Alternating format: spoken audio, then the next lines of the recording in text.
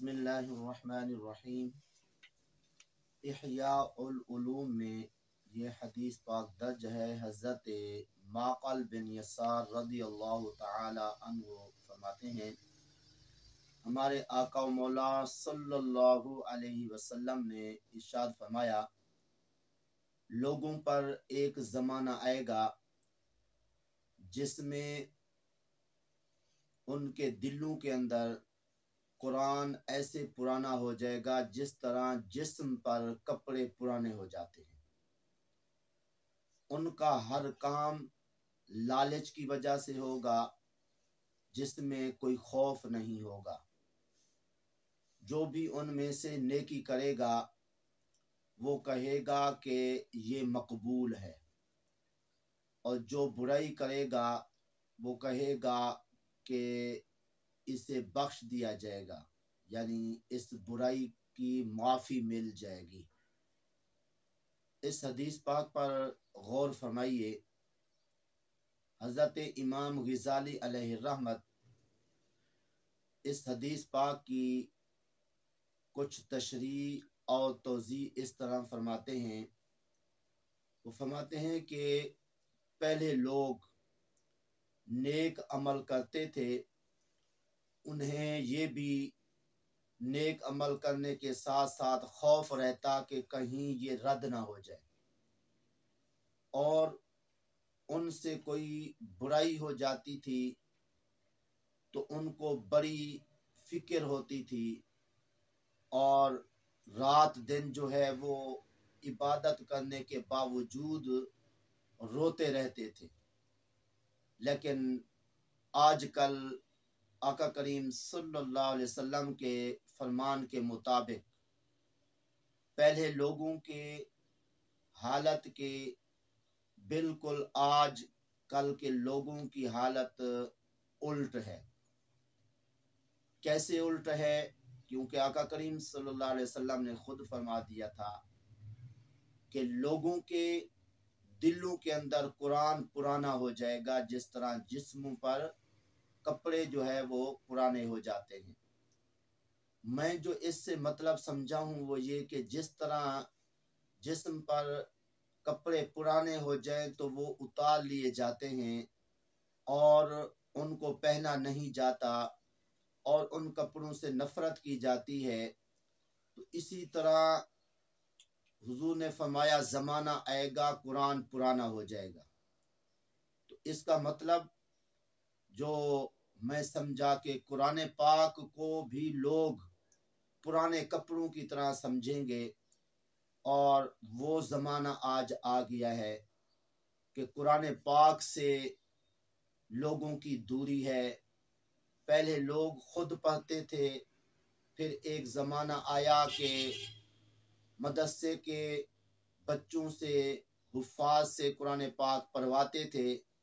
अब वो ज़माना आ गया है, अब कहते हैं कि कोई सवाब है तो दे दो, अगर कोई ना भी दे तो लालच देते हैं कि जी पैसे ले लो सवाब दे दो।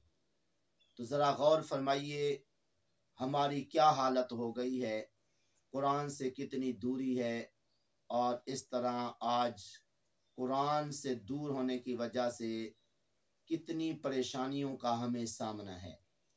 और साथ आका करीम सल्लल्लाहु अलैहि वसल्लम ने इस ज़माने की एक और भी लोगों के अंदर कमी कोताही जो पाई जाती है वो पहले बयान फरमा दी कि हर काम जो है वो लालच की वजह से करेंगे। यानी अगर कोई नेकी भी करेंगे तो वो भी मकसद उनका होगा कोई लालच कि इससे कुछ ना कुछ हमें मिलेगा। अगर किसी गरीब के साथ हमदर्दी करेंगे तो उससे भी कोई ना कोई उनकी लालच होगी। अगर किसी को कर्ज देंगे तो उससे भी उनकी कोई ना कोई लालच होगी। तो पहले जो लोग थे वो लालच नहीं रखते थे दुनियावी, हाँ अलबत्ता उखरवी लालच होती थी कि चलें गरीबों के साथ हमदर्दी करेंगे और जो ज़रूरतमंद हैं उनकी ज़रूरत पूरी करेंगे। تو اللہ پاک اس کے ذریعے ہماری نجات فرما دے گا، اللہ تعالیٰ خوش ہو جائے گا ہم سے۔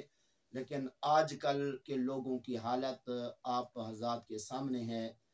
پھر ساتھ حضور نے یہ بھی ایک اور اہم بات بیان فرمائی کہ وہ لوگ نیکیاں تو کریں گے لیکن ان میں کوئی خوف نہیں ہوگا، یہ کہ ہو سکتا ہے کہ یہ نیکی جو ہم نے کی ہے یہ ذرا صحیح نہ ہو، کہیں یہ رد نہ ہو جائے۔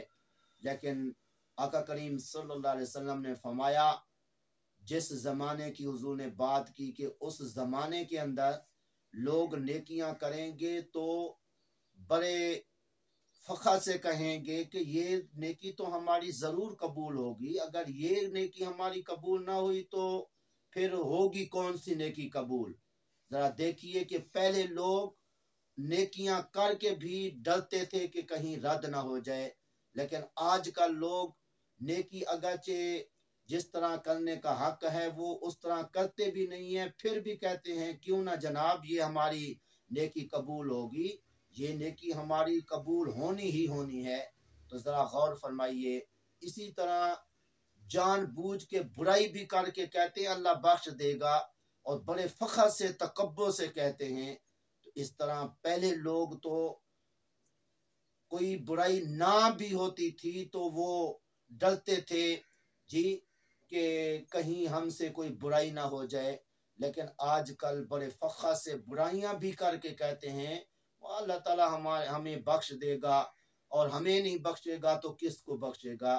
تو ذرا آج کے اس درس سے سبق لیجئے کہ پہلے لوگوں کا حال کیا تھا، آج ہمارے زمانے میں، اس موجودہ زمانے میں لوگوں کی اعمال کی کیا کیفیت ہے، کس نظریے سے کام کرتے ہیں، اگر کوئی نیکی کر لیں تو ان کا کیا نظریہ ہوتا ہے، برائی کریں تو کیا نظریہ ہوتا ہے۔